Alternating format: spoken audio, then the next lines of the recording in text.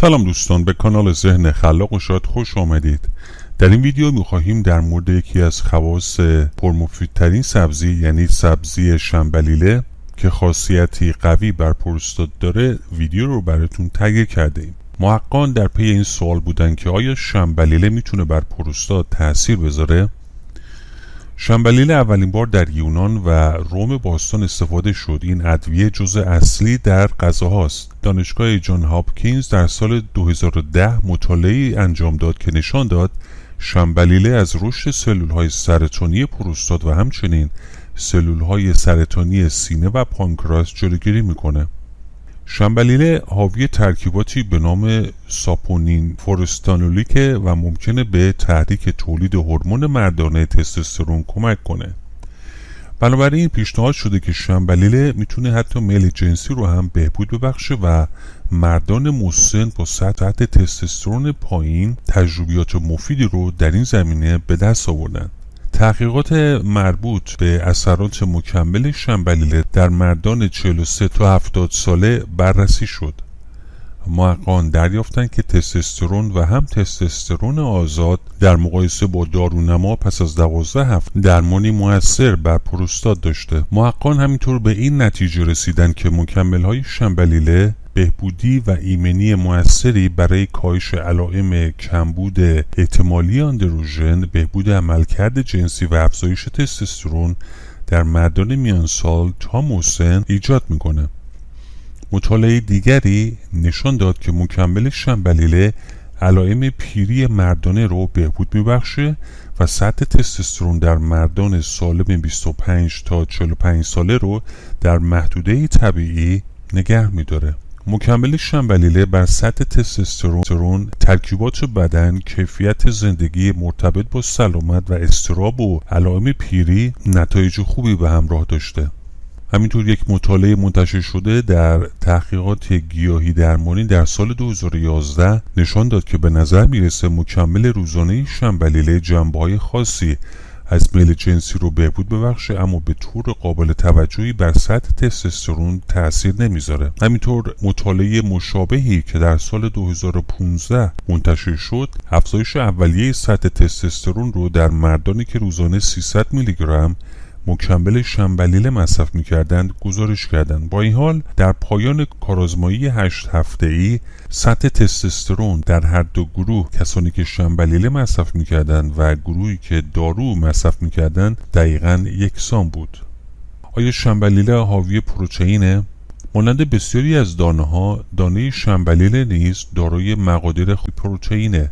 در هر قاشق چایخوری شنبلیله حدود 1 گرم پروتئین یا در هر قاشق غذاخوری حدود 2.5 گرم پروتئین وجود داره. شنبلیله چه فوایدی برای مردان داره؟ محققان به این نتیجه رسیدن که مکمل شنبلیله درمانی مؤثر برای کاهش علائم کمبود احتمالی آندروژن، افزایش تستوسترون در مردان میان سال رو افزایش میده. آیا شنبلیله برای اختلال نعوذ مفیده؟ شنبلیله به دلیل خواص ضد التهابی و تقویت کننده موادی شناخته شده است. بسیاری از مردم در نقاط دنیا مانند هند از شنبلیله برای درمان اختلال نعوذ و سایر مشکلات جنسی استفاده می کنند. چه مدت طول میکشه تا شنبلیله تأثیر خودش رو بر بدن بذاره؟ معمولاً 24 تا 72 ساعت پس از مصرف این گیاه میتوان متوجه افزایش خواص این گیاه شد، اما در بعضی موارد ممکنه تا 2 هفته هم طول بکشه. همینطور دوزهای کمتر از 3500 میلی گرم در روز تأثیر بسزایی در سیستم بدن نشان ندادند. آیا شنبلیله بر کلیه تأثیر میذاره؟ تجویز شنبلیله همچنین با کاهش قابل توجهی فرآیندهای کلسیفیکاسیون در بافت کلیه، افزایش سطح حفاظت آنتی اکسیدانی و کاهش استرس اکسیداتیو از جمله مهار پراکسیداسیون لیپیدی عملکرد کلیه رو بهبود میبخشه. تأثیر شنبلیله بر روده و دستگاه گوارش و فشار خون کدامند؟ شنبلیله حاوی مقادیر مناسبی از فیبر محلوله که در روده جذب میشه و به مدفوع و حجم مدفوع رو افزایش میده. این امر باعث ایجاد انقباض شده و به حرکت مدفوع در روده کمک میکنه و به این شکل به راحتی یبوست رو درمان میکنه. این گیاه سوء هاضمه و درد معده رو تسکین میده و علاوه بر آن شنبلیله درد و التهاب دستگاه گوارش رو با پوشش دادن لایه‌های درونی معده و روده تسکین داده و سوزش سر معده و برگشت اسید معده رو درمان میکنه. همینطور مواد دیوسژنین موجود در شنبلیله به طور خاص به پیشگیری از سرطان روده کمک شایانی میکنه. علاوه بر این پلیساکاریدهای غیر نشاسته مانند ساپونین، همیسلولز، موسیلاژ، پکتین باعث مهار جذب نمک‌های صفراوی از طریق روده بزرگ میشه. همینطور این ماده غذایی میتونه به سموم متصل شده و از غشای مخاط روده هم محافظ که همین امر میتونه شانس ابتلا به سرطان روده و سایر مشکلاتی که میتونه بر معده تأثیر بگذارد رو کاهش بده. همینطور فیبرهای موجود در شنبلیله موجب کاهش جذب گلوکوز میگردد. از طرفی هیدروکسی ایزولوسیون که یک اسید آمینه موجود در فیبر دانه شنبلیله است موجب تحریک ترشح انسولین و افزایش تعداد گیرنده های انسولین می شود. همینطور فیبر به عنوان عامل پایین آورنده گلوکوز در نظر گرفته شده که ماده‌ای به نام گالاکتومانان موجود در فیبر بذر شنبلیله با کاهش سرعت تخلیه معده و تأخیر در جذب موجب کاهش گلوکوز می شود. همینطور هیدروکسی ایزولوسیون یک اسید آمینه غیر عادی است که تاکنون فقط در تخم شنبلیله یافت شده که سطح سلول رو تحریک کرده و این اسید آمینه برداشت گلوکوز رو به وسیله جلوگیری از افزایش انسولین و در نتیجه کاهش چاقی می شود.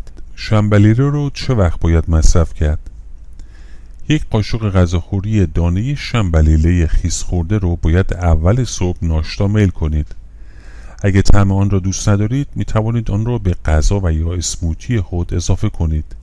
بیش از یک قاشق چایخوری دانه شنبلیله در روز مصرف نکنید. برای افزایش تستوسترون چقدر شنبلیله مصرف کنم؟ اکثر تحقیقات مبتنی بر تستوسترون تنها حدود 500 میلی گرم عصاره شنبلیله توصیه می شود، در حالی که تحقیقات در سایر زمینه‌ها حدود 1000 تا 2000 شده. در صورتی که از دانه های شنبلیله استفاده می کنید میتونید از دوزهای حدود 2 تا 5 گرم مصرف کنید. همینطور مطالعه نشان داده که باید مکمل‌ها و شنبلیله رو معمولاً باید قبل یا همراه غذا مصرف کنید. همینطور موارد احتیاط در مورد شنبلیله هم بسیار مهمی باشد. شنبلیله از خانواده بادام زمینی است و اگه به بادام زمینی حساسیت دارید مسلماً به شنبلیله نیز حساسیت خواهید داشت. شنبلیله سطح قند خون رو کاهش میده و استفاده از دوزهای بیشتر از مقادیر توصیه شده باعث افت شدید قند خون میشه. اگه مبتلا به دیابت هستید با احتیاط و با فاصله از انسولین و از سایر داروهای خود از این گیاه استفاده نمایید. این گیاه به عنوان درمان طبیعی برای آسم نیز شناخته شده، اما تنفس پودر آن باعث آسم و بروز علائم آلرژی در فرد حساس می شود. دوستان شما تشکر میکنیم که تا پایان این ویدیو با ما بودید. لطفاً این ویدیو رو لایک کنید، اونو با دیگران به اشتراک بگذارید و همینطور از دیگر ویدیوهای کانال ما هم دیدن بکنید و خوشحال میشیم که کامنت ها و نظریات خودتون رو در پایین این ویدیو برامون بنویسید.